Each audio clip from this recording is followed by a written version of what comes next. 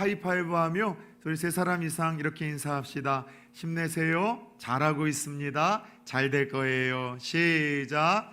힘내세요. 잘하고 있습니다. 잘 될 거예요. 아멘. 오늘도 이 오후의 시간을 또 예배로 나아가는 여러분 잘하고 계신 거예요.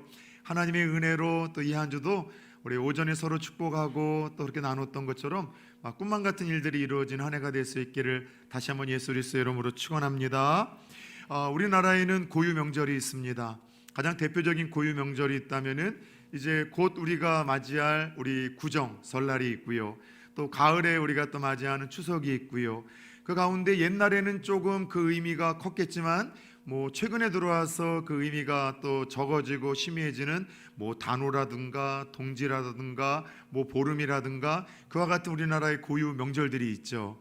마찬가지로 우리나라에 이런 고유 명절이 있듯이 이스라엘 백성들에게도요 하나님께서 정해주신 명절과 같은 중요한 절기들이 있었습니다. 그래서 성경의 절기라 하면요 쉽게 얘기하자면 따라 세웁시다. 명절. 그리고 그냥 명절이 아니라 이 페스티벌이라고 해서 축제와 같은 잔치와 같은 이 명절이 사실 이스라엘 백성들이 지키고 있는 절기라고 이해를 하시면 좋을 것 같습니다. 하나님께서는 이스라엘 백성들에게 출애굽을 한 이후에 여호와의 절기라 일컬으시면서 이 아주 중요한 날이라고 일컬으시면서 이스라엘 백성들이 지켜야 될 7가지의 절기, 명절을 그들에게 허락을 하셨습니다. 그래서 7가지 명절을 하나님이 정해주신 그 날짜에 자기 좋을 대로 고무줄처럼 이날 드려도 되고 저날 드려도 되는 것이 아니라 하나님이 정해주신 그 날에 그리고 하나님이 정해주신 그 방식과 규례를 따라 이와 같은 명절과 같은 절기를 지키라고 명령을 하셨어요. 그런 의미에서 오늘 함께 읽었던 이 레위기 23장에는요 사실 그 하나님께서 명하셨던 7가지 절기들의 종류가 소개가 되어지고 그 절기들을 어느 날 어떤 방식과 절차를 따라 지켜야 되는지에 대한 구체적인 설명이 함께 읽은 본문 레위기 23장에 기록이 되어 있습니다. 먼저 우리 이스라엘 백성들이 지켜야 될 7가지 절기들이 좀 어떤 것이 있는지 한번 좀 우리 PPT를 통해서 한번 좀 봅시다. 그동안 설교를 통해서는 단락단락 많이 들으셨을 텐데 이렇게 한 번에 보시면서 좀 정리를 하시면 좋을 것 같아요. 첫 번째 절기는 지난주에 나눴었던 유월절이고요. 그리고 두 번째는 오늘 나눌 무교절이고요. 세 번째 절기는 초실절이라고 하는데 맥추절이라고도 들어보셨죠? 같은 절기입니다. 헷갈리시지 않으셔도 좋을 것 같아요. 그리고 네 번째는 오순절의 절기인데 이건 또 칠칠절이라고도 이야기를 합니다. 또 다섯 번째는 나팔절이라는 절기가 있고 여섯 번째는 속죄일이라는 절기가 있고 마지막에는 제일 비슷한 이름이 많은데 초막절, 장막절, 수장절이라고 일컫는 이와 같은 7가지 절기를 하나님이 명하시고 정해진 날짜에 하나님이 일러주신 규례를 따라 지키라 그렇게 말씀을 하셨죠. 함께 좀 고민을 해볼 부분은 하나님이 이스라엘 백성들에게 성막도 지어서 예배를 드리라 말씀하셨고 또 그 성막을 통하여 5가지 제자도 지정해 주시며 제사를 드리라고 하셨는데 또 7가지 절기와 날을 정해서 그 명절 축제를 보내라고 한 데에는 어떤 좀 의도와 의미가 있지 않겠습니까? 하나님이 왜 이스라엘 백성들에게 7가지 이와 같은 절기를 정해 주시고 백성들에게 지키라고 명령하셨던 것일까요? 먼저 소극적인 의미에서는요 이 절기를 통해서 이스라엘 백성들이 하나님이 앞서 과거에 행하셨던 일들을 따라 세웁시다. 기억하도록 만든 영적 장치. 앞서 이스라엘 백성들에게 하나님이 행하셨던 놀라운 일들이 있거든요. 충격적인 일들이 있거든요. 잊지 말아야 될 중요한 일들, 이미 과거에 행하시고 보이셨던 중요한 일들을 너희가 대대로 잊지 말고 기억하라는 영적인 이 장치 차원에서 소극적으로는 이 절기를 여러분 명하시고 지키라 하셨어요. 그래서 모든 절기를 명하실 때마다 한 번만 더 따라서 해볼까요? 기억하라. 계속해서 기억하라는 말씀을 자주 주세요. 그래서 절기는 소극적으로 왜 지킨다고요? 과거에 행한 하나님의 위대한 일들, 잊지 말아야 될 충격적인 일들, 하나님의 놀라운 기적과 어떤 도움의 역사들을 이미 행하셨던 일들, 벌어졌던 일들을 이스라엘 백성들이 그 자녀 손손대대로 잊지 아니하도록 기억하게 만든 영적인 이 장치가 바로 소극적인 의미에서 7가지 절기를 주신 첫 번째 목적입니다. 자, 소극적인 의도와 목적이 있다면 7가지 절기를 주신 적극적인 의미가 있겠죠. 자, 소극적인 의미에서는 과거의 사건을 잊지 말라고 주신 거잖아요. 그죠? 그럼 눈치채셨습니까? 적극적인 차원에서 7가지 절기를 주신 이유는 이제 과거에 머무르지 않고 조금 앞선 미래로 향하겠죠. 자, 중요한 거는 이거예요. 절기의 실체가 되실 오실 예수 그리스도를 소개하고 예표하는 영적인 장치예요. 그래서 절기는 다시 말하자면 오실 예수 그리스도의 여러분들 그림자예요. 그래서 절기를 통해서 과거에 하나님이 행하셨던 일들을 잊어서는 안 된다는 영적인 잔치로 주셨다면, 더 큰 이 절기를 명하신 우리에게 주신 목적은 이 절기의 실체이신 예수 그리스도가 언제 오시고 어떻게 오시고 어떤 일을 행하실 건지에 대해서 앞서 예표하고 또 우리들에게 여러분들 소개를 하는 것이 바로 절기예요. 그래서 나중에도 여러분들 절기를 통해서마다 여러분에게 이런 감탄사가 때론 입으로 혹은 또 마음속에서 터져 나와야 돼요. 우와, 어떻게 이런데도 성경이 사람이 쓴 책이라고 할 수가 있을까? 그래서 이 절기를 통해서 장차 오실 예수 그리스도가 하실 일들과 그분이 행하셨던 일들, 심지어 그 날짜와 수까지도 정확하게 맞아떨어지는 걸 보면서 이게 인간적으로 생각하더라도 어떻게 사람이 쓴 책이라고 할 수 있어? 라고 여러분들 감탄할 만큼 이 절기는 앞으로 오실 예수 그리스도에 대하여 소개하고 예표하고자 하는 목적으로 우리들에게 여러분 소개가 되고 지키라 명하셨던 거예요. 자주 말씀드렸습니다. 교회와 성도가 건강한 신앙생활을 하기 위해서 중요한 것은 무엇보다도 성경을 바라보는 바른 관점, 건강한 관점이 필요하다라고 제가 자주 말씀을 드렸어요. 그래서 무엇보다도 성경을 우리가 좀 건강하고 바르게 해석하고 좀 보려면은요, 첫 번째는 따라서 봅시다. 통으로 보는 관점. 그래서 부분으로 보는 것이 아니라 통전적으로 보는 관점이 필요해요. 그러니까는 이게 이단들이, 그리고 말씀을 조금 잘못되게 가르치시는 목사님들이 종종 행하는 실수와 이단들의 의도적인 악의가 이런 데서 있는데, 성경 전체의 흐름으로 보면은 그 단락 하나나 성구 하나가 그런 뜻 아니에요. 그런데 마치 전혀 전체적인 배경에서 그런 뜻이 아닌데 자기들이 원하고 주장하고 가르치려고 하는 방향으로 그 말씀 한 구절을 가지고서 그렇게 해석해줘서 이렇게 잘못된 안경을 끼고 성경을 보게 하는 것, 이게 여러분들 이단들이 자주 하는 일인데, 이런 식의 성경 해석을 가리켜 아전인수식이라 이야기를 합니다. 전체적으로 하나님이 그런 의미에서 그 문장 하나 주신 것 아닌데 마치 전혀 엉뚱한 쪽으로 자기들의 주장을 인용하고 또 자기들의 주장을 여러분들 뒷받침하기 위해서 갖다가 말씀을 이용하는 때가 있어요. 그런데 우리 성도님들도요, 성경을 보면서 부분으로만 알고 전체를 보지 못하면 의도치 않고 이런 실수를 범할 수 있어요. 따라서 우리가 건강한 신앙생활을 위해선 성경을 보는 건강한 관점이 필요한데, 부분으로 보기보다는 어떻게 보라고요? 통으로 보라고 이야기를 했습니다. 그래서 여러분들 성경 구절 하나가 감동이 된다면, 송구영신 예배를 통해서도 내게 주시는 말씀 한 구절이 감동이 됐다면 그거 하나만 외우는 것도 참 귀한 거지만, 전체 어떤 배경과 백그라운드 속에서 그 내게 주셨던 한 구절의 말씀을 주셨는지 좀 시간을 내어 한번 읽어보면 더 큰 은혜와 감동이 있고, 주신 말씀 한 자락을 붙들고 내가 좋은 쪽으로 이상하게 해석하고 이상한 신앙으로 가는 데 있어서 보호장치가 될 수 있는 거예요. 또 하나, 성경을 건강하게 바르게 보는 관점은 통으로 보는 관점만이 아니라, 따라서 해봅시다, 구속사적인 관점. 네, 구속사적인 관점으로 이 성경을 봐야 돼요. 이게 아주 중요한 겁니다.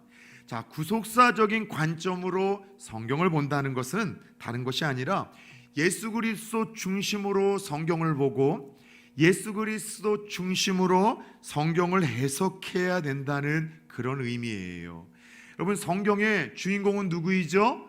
예수님이에요. 그래서 구약은 오실 예수님에 대한 옛날 약속이고요, 신약은 오신 예수님에 대한 이야기라 구약이든 신약이든 성경의 주인공은 오직 예수 그리스도예요.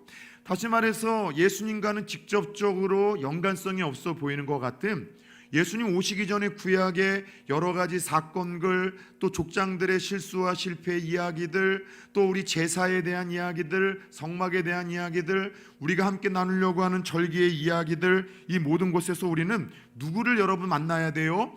예수 그리스도를 앞서 보고 예수 그리스도를 만나야 된다는 것이죠. 잘 들으십시오.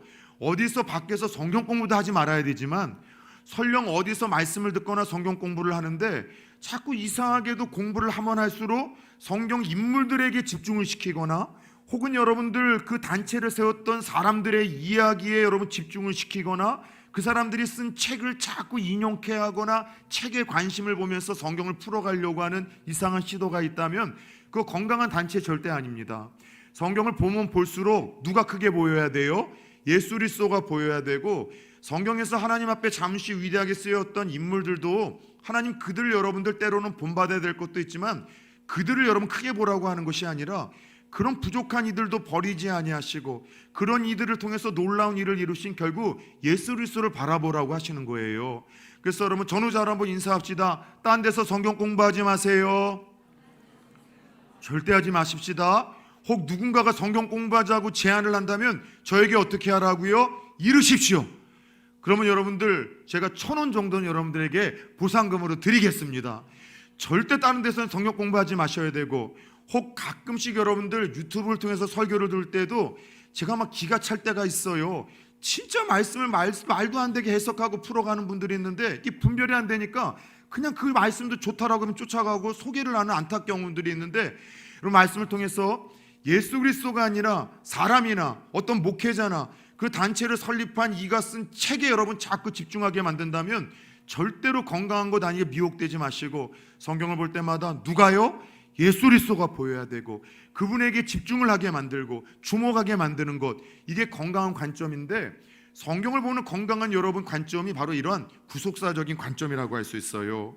그런 의미에서 우리가 지난 주일서부터 나누게 되어지는 이스라엘의 7 절기 가운데 우리나라의 명절도 아니고 저 먼 나라의 절기이지만 이것을 왜 우리에게 하나님께서는 지키라고 명령을 하시며 구체적으로 설명을 하셨던 것일까요? 왜 이 절기를 구약에만 아니라 히브리서 같은 신약에서도 우리에게 또 설명을 해주고, 예수님도 여러분들 하나님의 아들이심에도 불구하고 왜 그 절기들을 중요하게 여기시며 제자들과 지키셔야만 했던 것일까요? 다른 게 아니라 중요한 의미가 있기 때문이죠. 이 절기를 통해서도 예수 그리스도를 만나야 되는 거예요. 자, 한번 생각해 봅시다. 그런 의미에서 7가지 절기 중에 우리는 지난주 오후에 첫 번째 절기, 어떤 절기를 나눴었죠? 유월절을 나눴어요. 유월절은 모든 절기들 중에 우리 성도들에게 좀 익숙한 절기입니다. 왜냐하면 그 유월절과 같은 의미로 예수님께서 하신 일들을 기념하고 기억하기 위해서 적어도 부산초원교회에서는 1년에 2차례 그 기념하고 기억하는 이 시대 유월절의 시간을 가져요. 그게 뭐냐면 따라서 해볼까요? 성찬식. 예, 성찬식의 의미는요, 기억하고 기념하는 거예요. 뭘요? 어린 양이 되어 우리의 죄 문제를 위해서 희생하시고 피 흘리시고 죽으신 그분. 그래서 여러분들 우리가 이 성찬식에는 그와 같은 예수 그리스도를 의미하고 묵상하는 것처럼 유월절이 그런 거예요. 애굽에 처음 난 것을 하나님이 치기로 작정하시는 그날 밤 죽음의 재앙을 피할 수 있는 유일한 한 길을 알려주셨죠. 예비해서 흠없는 한 양 한 마리를 삶아서 집 좌우 문설주와 위에 임방에 바르면은요, 그 피를 보고서 죽음의 사자가 그 안에 누가 있든 그 죽음의 사자는 피만 보고 유월한다, 패스오버 한다고 해서 유월절이 새겨졌습니다. 여러분 유월절은 지난주 말씀을 한번 떠올려 봅시다. 어린 양이 되셔서 십자가에서 죽으실 예수님을 예표하는 사건이라고 했습니다. 아무 양이나 잡을 수 있어요? 아니죠. 준비된 양, 그리고 또 하나 흠이 없는 양, 죄가 없는 예수님처럼. 그리고 더 나아가 먹을 때 방식이 하나 있죠. 여러분 삶아 먹어요? 구워 먹어요? 저도 부산 사람 자꾸 잘 다 됐네. 장어가 아니라 요즘에 짱어라고 이야기를 하고, 구워 먹어야 되는데 구워 먹어야 된다고. 이게 알게 모르게 부산 사람이 돼가네요. 여러분 어떻게 먹으라고 하셨어요? 구워 먹으라고. 왜요? 뼈를 꺾지 않도록. 그래서 여러분 예수님은요, 돌아가실 때에도 십자가에 죽으셨지만 확인 사살을 위해서 창으로는 찔리셨지만 뼈를 꺾는 일들을 여러분 넘었다는 게 그냥 복음서에 기록된 것이 아니라 유월절에서 예표하셨던 그 예수 그리스도, 그분의 죽음을 보라고 우리에게 초청하시는 거예요. 더 나아가 유월절은 어린 양 되신 예수의 희생과 그 피로만 구원을 위한 절대 조건이 만족됨을 우리에게 보여주는 사건입니다. 우리의 선행, 공로, 우리의 노력, 종교적인 열심, 이것으로는 구원 받아요, 못 받아요? 못 받아요. 우리 어렸을 적 제가 배웠었던 조기 교육의 찬양을 자주 나눴잖아요. 돈으로도 못 가요 하나님 나라, 힘이 세도 못 가요 하나님 나라, 믿음으로 가는 나라 하나님 나라, 거듭나야 가는 나라 하나님 나라. 여러분, 우리가 예수 그리스도의 피 흘림을 통해서 그 피 흘림만 믿어야지만 우리는 죄사함 받을 수 있고 구원 받을 수 있다는 것을 이 유월절을 통해서 깨닫기를 축원합니다. 그래서 우리는 다른 방법 없어요. 예수의 피, 오직 예수의 피. 설령 저와 여러분들에게도 어느 한 날 죽음의 사자가 임박할 때가 있잖아요. 그때 다른 거 붙들지 마시고 십자가에서 나를 위해서 피 흘리신 예수, 그 피를 여러분 의지하고 피 묻은 예수의 손과 그 십자가 붙들고 그까지 우리 천사들의 인도하심을 받을 수 있기를 축원합니다. 그래서 먼 훗날 천국 갔을 때 그 장로님 어디 가셨어? 안 오셨어? 앞서 가셨는데 엄한 곳 가셨는가 봐, 이러면서 탄식하는 일 없지, 오직 예수의 피를 의지하여 천사와 함께 하늘나라 임할 수 있기를 축원합니다. 끝으로 유월절은 새로운 역사가 시작되며 선포되는 날이라고 했잖아요. 그래서 원래는 이 유월절이 3월인데요 이 유월절을 통해서 영적으로 새해 첫날, 우리로 이야기를 하자면 신정과 같은 날로 종교력이 이제 시작이 되어져요. 그래서 이스라엘 백성들을 구원하고 하나님이 그들에게 진정한 자유를 준 그날서부터 그들은 인생의 첫날이 시작되는 거예요. 마찬가지로 저와 여러분들도 어떤 물리적인 나이는 다 있죠. 요즘에 한국 나이를 물어볼 때 굳이 꼭 이렇게 물어봐야 돼요. 우리나라 나이야, 윤석열 나이야, 만 나이야. 더 헷갈려졌어요. 그런데 여러분들, 실제로 우리가 하늘나라에서의 나이는 하나님 우리가 몇 살을 살았느냐 이게 궁금하지 않아요. 너 예수 믿고 나서, 나 믿고 나서 언제부터 너의 영적인 나이가 시작되었느냐, 하나님이 우리에게 관심이 있는 것은 이 부분이에요. 여러분, 예수 믿고 나서 새로운 인생이 시작되셨습니까? 시작되셨습니까? 예. 그래서 우리네 인생은 한 번 태어나면 두 번 죽지만 두 번 태어나면 한 번밖에 안 죽는 거예요. 부모로부터 한 번 태어나잖아요. 그러면 육신으로도 죽고 두 번째 죽음인 지옥으로 가게 됩니다. 근데 부모로부터 한 번 생명을 얻고 그 이후에 어린 양 되신 예수 그리스도를 통해서 거듭나고 하나님의 자녀로 한 번 더 태어나면 우리는 육체적인 죽음 한 번 외에 그 너머에 영원한 죽음이 없고 영원한 영생이 있기에 우리에게는 여러분, 한 번 태어나면 두 번 죽지만 두 번 태어나면은 한 번 죽는다는 사실을 기억하시며, 여러분이 거듭나셔 나에게 새로운 생명과 새 삶을 허락하신 하나님을 우리가 여러분 유월절 때마다, 또 그리고 우리가 이제는 앞으로 성찬식을 할 때마다 기념하고 기억할 수 있기를 축원합니다. 자, 이제 우리는 유월절에 이어서 이스라엘 백성들이 지켜야 될 두 번째 절기 무교절에 대해서 한번 살펴보려고 합니다. 무교절, 유월절보다는 조금 생소한 절기인데 여러분들 어떤 절기일까요? 뭘 하는 절기일까요? 어떻게 지켜야 되는 절기일까요? 이 절기를 주신 이유와 영적인 의미는 무엇일까요? 자, 한번 생각해 봅시다. 유월절은 며칠 동안 진행이 되죠? 딱 하루예요. 첫날 14일 날 저녁에 딱 한 번 드리고 지키는 반면에 이제 두 번째 절기는요, 하루짜리 축제가 아니라, 따라서 봅시다, 일주일. 되게 길어요. 그래서 원래는 유월절과 무교절이 함께 묶여 있어요. 세트예요. 그래서 쉽게 얘기를 하자면은 유월절은 무교절을 위한 전야제라고 이해를 하시면 좀 어떨까요? 그래서 유월절이 시작되고 하루 14일 날 시작되고 그 다음 날 아침서부터 일주일 동안 길게 진행되어지는 절기가 뭐라고요? 바로 이 무교절이에요. 일주일 동안 그 중요한 유월절과 더불어 연장이 된다면 중요하다, 중요치 않다? 뭔가 중요하고 의미가 있는 것 아니겠습니까? 자, 이 무교절이라는 것은 쉽게 말해서 영어가 아니죠. 그 한자로 쓰자면 없을무, 누룩교, 마디절 자를 씁니다. 그래서 쉽게 얘기를 하자면은 누룩이 들어가지 않은 떡을 먹는 날이 무교절의 직접적인 의미예요. 눈치채셨죠?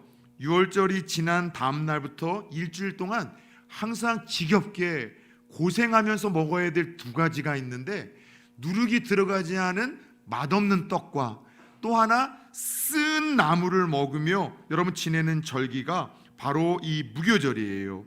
그래서 누룩이 들어가지 않은 떡을 무교병이라고 하는데, 다른 말로는 따라서 해볼까요? 고생의 떡. 성경을 보면 가끔씩 고생의 떡이란 표현이 있는데, 이게 누룩이 들어가지 않은 맛없는 떡을 이야기하는데, 이상하게도 이 떡을 무교절 일주일 동안 먹는 거예요. 그리고 이 떡만이 아니라 또 뭘 먹는다고요? 나물도 그냥 나물이 아니라 쓴 나물을 먹는 거죠. 오늘 은재가 가족여행을 가서 못 왔는데, 은재한테 세상에 쓴 나물을 일주일 동안 먹이라면 아마 죽을 거예요. 은재는 고기를 좋아하고 나물을 진짜 싫어하거든요. 근데 그 나물도 고소하거나 단 나물이 아니라 쓴 나물을 먹어야 되기 때문에 느낌이 오시죠? 7일 동안 무언가 고난을 받아야 되고 고생을 해야 되는 것 같고 아주 힘겨운 시간을 보낸 듯한 느낌이 이 절기가 딱 오지 않습니까? 게다가 또 나중에 부연 설명을 하면 뭘 하는가 하면 집안에 있는 모든 누룩들을 다 제거해서 땅속에 깊이 묻으면서 보내는 절기가 바로 이 무교절이에요. 뭘 의미할까요? 성회로 모이고 노동도 하지 말아야 되고 쓴 나물과 고생의 떡을 먹으며 7절을 보면 하나님이 과거에 하셨던 어느 일을 기억하고 기념하는 날입니다. 도대체 그렇다면 이 평범하지 않은 쓴 나물과 고생의 떡을 먹는 무교절, 일주일 동안 도대체 그 긴 시간 동안 뭘 기억하고 기념하라고 하나님이 정해 주셨던 것일까요? 첫 번째, 아까 이 무교절은 어떤 절기와 뗄래야 뗄 수 없다고요? 유월절과 뗄래야 뗄 수 없다고 했죠. 자, 유월절과 더불어 무교절은 이스라엘 백성들을 애굽에서 구원하시고 새날을 허락하신 하나님의 은혜를 기억하고 기념하는 날이에요. 그래서 우리 성도는 매번의 예배 때마다 절대로 잊지 말아야 될 것은 오늘 오전에 드렸던 말씀처럼 하나님의 은혜인 거예요. 자격도 없고 깜냥도 안 되고 구원받기 위한 최소한의 절대 조건도 갖지 못한 나를 그냥 일방적으로 부르셔서 그렇게 예수를 믿게 하시고 내 거룩한 백성이라고 칭해 주셨던 그 하나님의 은혜, 그걸 생각하면은 우리의 여러분 예배 가운데는 그저 감사가 나오지 않겠습니까? 나 같은 자도 구원하시고 나 같은 자에게도 기대하시고 그렇게 호의를 베푸신 하나님의 은혜라고 한다면, 나도 나에게 조금 못하는 사람에게 조금 더 넉넉한 마음으로 호의를 베풀 수 있는 힘과 여러분들 용기가 생기는 것 아니겠습니까? 그래서 여러분들 똑같은 이 절기의 특징은 나를 구원하시고 나에게 새로운 날을 허락하신 하나님에 대한 그 감사의 마음을 기억하고 그 사건을 잊지 않는 것이 첫 번째 무교절을 지켜야 되는, 이 기념하고 기억해야 되는 날입니다. 더 나아가 노예 생활을 하는 그 300년 동안 400년 동안 이스라엘 백성들이 겪었던 그 고생의 시간들을 떠올리라는 거예요. 이스라엘 백성들이 애굽에서 탈출하기 전에 여러분 그 노예살이를 했었잖아요. 종살이를 하면서 자유도 없고 얼마나 여러분 고생하며 힘든 시간을 보냈겠습니까? 지금은 하나님께서 탈출을 시켜주셔서 해방과 자유의 몸을 갖게 하셨지만 오랜 세월 그 자유를 빼앗기고 고난과 고통 속에서 그렇게 여러분 노예 생활을 하던 그 시간들을, 이 시간들을 통해서 기억하는 거예요. 고생의 떡과 쓴나물을 먹으며 아하, 우리가 예전에 이렇게 힘든 시간들이 있었었지, 노예의 시간들, 고통스러운 시간들이 있었었지, 그런 시간들을 기억하면서 가나안 땅에 들어가서도 따라서 해봅시다. 교만하지 않고 겸손히 하나님 바라보게 하는 날. 그래서 여러분들 개구리 올챙이적 생각 못한다고 해서 쉽게 교만한 사람들, 내 힘들고 어려운 날들을 쉽게 잊어버리는 사람들이에요. 그런데 여러분 사람과 사람 사이에서도 또 하나님 앞에서도 내 힘들고 어려운 날들을 기억해 보면 사실 지금 원망하고 불평할 것보다는 감사할 거리들이 더 많지 않습니까? 과거에 정말 사방이 꽉 막힌 것처럼 그 어느 곳에도 탈출구가 하나가 없고 어떻게 헤어나올 줄 정말 모르는 깊은 웅덩이에 있었을 때, 되돌아보니까 그때도 다 막히고 꽉 막히고 그렇게 끝날 줄 알았는데 사람을 통해서, 천사를 통해서 하나님이 또 기적적으로 개입하셔서 환경을 바뀌어주셔서 또 그 힘든 시간을 버텨내고 이겨낼 수 있도록 지혜와 힘을 주셔서 헤쳐나오게 하시며 여기까지 오게 하셨어요. 지금도 뭐 모든 것이 우리가 원하는 것처럼 다 만족스럽진 않겠지만 내 가장 힘들고 어려운 때, 고난의 때를 뒤돌아보면 참 지금 주어진 모든 것이 감사와 찬양과 여러분들 하나님께 영광을 돌릴 수 있는 그 소재가 될 수 있다는 것을 우리는 알고 있지 않겠습니까? 하나님 이스라엘 백성들에게 적어도 1년에 이 일주일의 시간들을 통해서 그와 같은 것을 잊지 않게 했던 거예요.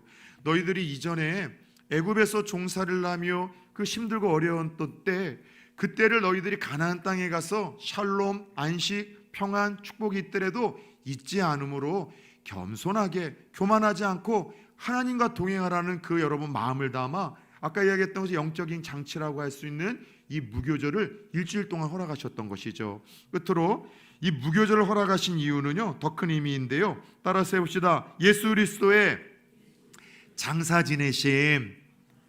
6월절은 뭘 의미한다고요? 십자가에서 피 흘리시고 죽으실 예수 그리스도 어린 양을 의미한다면 그 십자가에서 죽으셨을 뿐만이 아니라 예수 그리스도께서 며칠 동안 장사 지내되어 무덤에 묻히셨죠?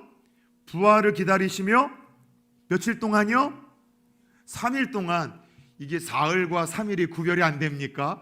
요즘 MZ들은 사흘과 3일이 구별이 안 된다고 하는데 성도님들은 아닌데 왜 대답을 안 하십니까? 다 알고 있는 거 뻔한 거 묻는다고 해서 지금 뽀루퉁해 가지고서 데모하시는 겁니까?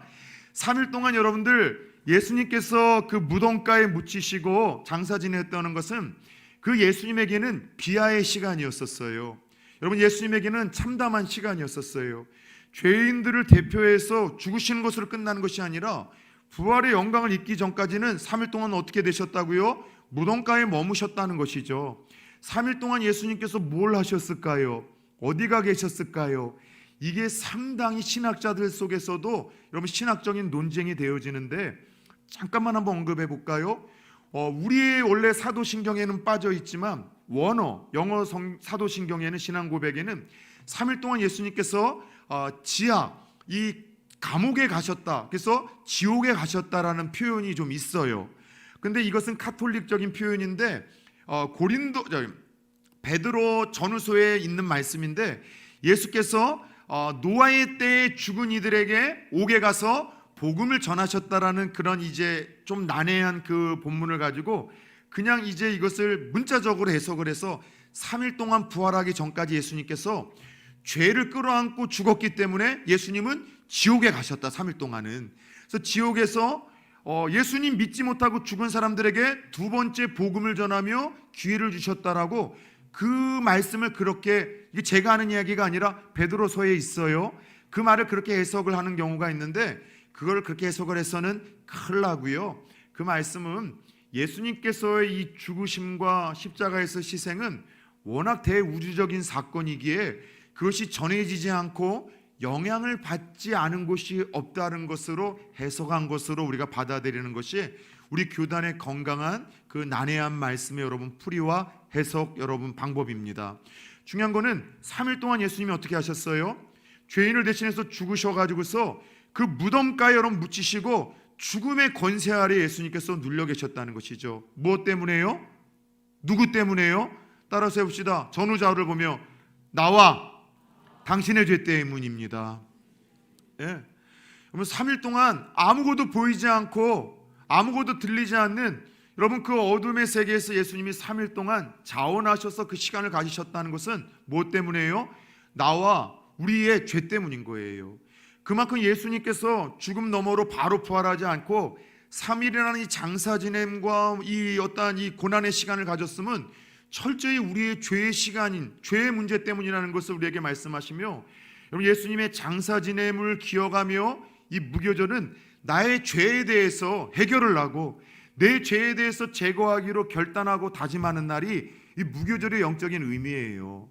그래서 아까 무교절에는 어떤 일을 행한다고 했죠? 쓴 나물과 누룩이 들어가지 않는 고생의 떡만 먹는 것이 아니라 집안에 있는 모든 누룩을 어떻게 한다고 했죠? 땅 속에 깊게 묻는다고 했잖아요.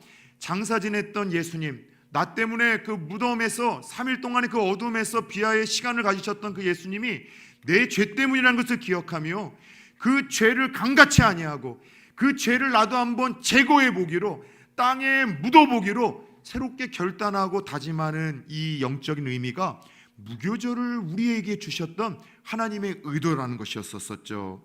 사랑하는 여러분들, 예수님이 당하셨던 이 비하의 사건과 은혜를 기억하며 우리의 죄를 제거하기로 결단하고 다짐하는 날이 무교절인데, 우리에게도 이런 영적인 무교절이 매 순간마다 필요하지 않냐는 것이죠. 저는 우리의 예배가 매 순간만에 이 유월절과 무교절이 다시 재현되어지는 시간이 되어야 되는 거예요. 예배 때마다 나를 위해서 십자가에서 죽으시고 피 흘리심으로 성도라 일컬어 주시고 자녀라고 칭해 주셔서 마음껏 예배 드릴 수 있는 새날과 은혜를 허락하신 하나님께 감사하고, 그리고 예배를 통해서 다시 한번 우리는 어떤 마음을 갖습니까? 하나님 일주일 동안 지었던 모든 죄를 용서해 주시고 또 다른 일주일 녹록치는 않습니다. 또 넘어질 것 뻔하고, 나는 또 하나님 너무나 연약하고 세상의 유혹과 또 세상의 이 어떠한 미혹은 너무나 커서 분명히 또 죄짓고 넘어질 거지만, 그러나 하나님 쉽게 죄짓지 않게 해주세요. 죄를 너무나 내가 가벼이 여기지 않게 해주세요. 하나님 죄와 싸울 수 있는 힘도 주시고, 죄와 싸우되 사도 바울의 고백처럼 한번 피 터지기까지 싸우다가 넘어질 때 넘어지더라도 좀 죄를 내가 하나님 짓지 않기로, 제거하기로, 뽑아내기로, 끊어내기로 결단하고 다짐하며 일어서는 날, 그날이 주일이고 그 시간이 예배인 줄 믿습니다. 여러분, 무교절의 의미라는 것은 이런 거예요. 죄 안 짓겠노라고 결단하고 다짐하지만 마음 먹는 것처럼 여러분 쉽지는 않을 거예요. 그런데 그 마음만으로도 귀한 거예요. 제자반에서 한 청년이 이런 고백을 하더군요. 2024년이 시작되면서 새로운 시도를 좀 하기로 했대요. 청소도 좀 같이 좀 하고 새벽 예배도 드리고 더 열심히 하기로. 그래서 초반에는 그걸 했는데 조금 또 이제 감기가 찾아오고 뭐 상황이 안 되면서 그게 조금 이제 또 초반에 흐트러진 거예요. 그래서 하나님 앞에서 되게 이렇게 또 미안한 마음을 갖기에 제가 다른 말 하지 않았어요. 나싱 베러, 그것만 해도 의미가 있고 지금까지 한두 번 했던 것만으로도 잘한 거라는 거죠. 하나님이 그렇게 여기시는 거예요. 우리는 죄 안 짓겠노라고 예배 때마다 결단하고 눈물로 회개하고 다짐하지만 또 넘어진다니까는요, 또 쓰러진다니까는요. 그런데도 그런 마음을 갖고 나아가는 것 자체가 너무나 귀한 거예요. 몇 번 제가 자주 인용을 한 예화입니다. 어렸을 적 제 아이들은요, 엄마 아빠 생일이라든가 특별히 여러분 그 어버이날만 되면 항상 편지를 써요. 그리고 여러분 제일 받기 싫은 선물, 꽃으로 그림으로 만든 카네이션. 아이고, 어렸을 때나 되지 나이 먹어서까지 그걸 주면은 혼내야죠, 그죠? 근데 항상 그렇게 학교에서 만들어 놓은 어설픈 그 카네이션과 함께 그냥 그것만 보내옵니까? 학교에서 선생님들이 시켰겠죠. 엄마 아빠에게 편지를 쓰게 해요. 그 편지 내용엔 항상 빠지지 않는 게 있어요. 엄마 아빠 이제는 안 싸울게요. 엄마 아빠 말 잘 들을게요. 공부 열심히 할게요. 이 세 개는 항상 안 빠지더라고요. 우리 서로 안 싸울게요. 엄마 아빠 말 잘 들을게요. 공부 열심히 할게요. 한번 물어봅시다. 얘네들이 그 약속을 하고 그 한 해 동안 다음 어버이 여러분 날까지 그 약속 지킬까요? 못 지킬까요? 예? 다 여러분 경험해 봤잖아요. 못 지켜요. 그럼 한번 역으로 부모 입장인 저에서는 매년마다 제 생일이나 어버이날 때마다 그 세 가지 약속을 애들이 할 때마다 여러분들 그 약속을 믿을까요? 안 믿을까요? 예? 야, 진짜로 올해는 내 애들이 안 싸우려는가 보다. 진짜 공부 열심히 하려는가 보다. 진짜 엄마 아빠 말 잘 들으려는가 보다. 여러분, 이거 믿는 부모가 있을까요? 없어요. 근데도 여러분들 그걸 받으면 흐뭇한 거예요. 좋은 거예요. 왠지 아세요? 그 진정성과 그 마음을 알기 때문인 거예요. 우리를 보시는 하나님 마음이 그런 거예요. 우리는 결단하고 다짐해도 또 넘어져요. 또 쓰러져요. 나보다도 누가 더 잘 알아요? 우리 하나님이 잘 아세요. 그런데도 매번의 예배를 통해서, 이런 시간을 통해서 죄의 무서움과 죄의 어떠한 이제 이 두려움과 죄의 그 결과가 얼마나 이것이 큰 것인가를 알고 그것을 한번 내가 꺼내내 보겠노라. 잘못된 내 습관, 잘못된 삶, 늘 성령께서 그건 아니라고 지적해 주시는 그 부분에 대해서 끊어보겠노라 결단하며 다짐하며 나아가는 것, 그것이 오늘날 우리 안에 무교절이 다시 시작되는 것이고, 그와 같은 모습을 통해서 하나님 우리를 귀히 여기시고, 여러분 죄를 2번 지을 거 1번 짓도록, 또 5번 지을 거 2번 짓고 우리가 조금씩 승리할 수 있는 이 소소한 기쁨과 승리를 경험할 수 있도록 지혜도 주시고 힘도 주시고 은혜도 주신다는 사실을 믿으시길 축원합니다. 우리는 죄 때문에 망하는 거예요. 죄 때문에 불행하고, 죄 때문에 안 되고, 죄 때문에 넘어지고, 죄 때문에 쓰임 받지 못하고, 죄 때문에 큰 계획과 우리에게 큰 것을 주시려고 한 하나님의 은혜와 축복이 자꾸 막히는 겁니다. 이와 같은 죄를 간과히 여기지 말아야 되고요, 다시 한번 죄와 더불어 피 흘리기까지 싸우기로 결단하고 도전해야 되는데, 이것은 우리의 의지와 결단만으로는 안 되죠. 그래서 예수님께서 우리에게 승천을 하시며 주신, 소개하신 한 분이 있죠. 따라서 봅시다. 성령님. 그래서 우리는요, 성령이 필요한 거예요. 성령님, 내 능력으로는 죄를 안 지을 수 없습니다. 근데 성령님, 내게 지혜를 주시고 힘을 주시고 내 생각과 마음을 장악하시고 다스리시고 지배하시고 통치하시고, 왜 아멘을 이제 안 하십니까? 여러분, 이것이 충만함인데, 충만하게 하셔서 죄를 하나님 불편하게 여기시고 이길 수 있는 힘과 능력을 주옵소서. 여러분, 우리에게 필요한 것은 성령의 도우심이에요. 작년 한 해 성령 캠페인을 우리가 시작했던 것처럼 다시 한번 우리가 매일매일 하루 시작하면서 그렇게 성령의 도움을 구합시다. 성령님 안녕하세요. 그분을 의식하는 것만으로도 그분은 능력으로 우리에게 함께 하세요. 성령님 사랑합니다. 인격적이신 분이기에 우리를 억지로 잡아 이끄시는 분이 아니라 내가 도움을 구하고 그분을 초청할 때 우리와 함께 하시는 거예요. 성령, 오늘도 이 일을 해야 되는데 지혜롭게 하시고 또 하나님 내게 능력을 주세요. 매일 매 순간마다 죄의 힘을 이길 수 있고 누를 수 있고 승리케 하실 수 있는, 그래서 우리 가운데 오신 이 성령님을 의식함으로 여러분, 우리의 삶 속에서 죄를 날마다 제거하고 여러분 깊은 곳에 묻을 수 있는 오늘날의 이 무교절을 재현해 나가는 저와 여러분들이 되어지기를 축원합니다. 그래서 이 한 주도 이 성령의 은혜로 말미암아 죄를 깊은 곳에 묻고, 또 한 주의 삶 속에서는 이토록 죄를 내가 제거하며 누릴 수 있는 은혜와 승리의 경험을 주께서 허락하셨음을 우리가 간증하며 다음 주에 함께 모일 수 있기를 주 예수 그리스도의 이름으로 축원합니다. 끝.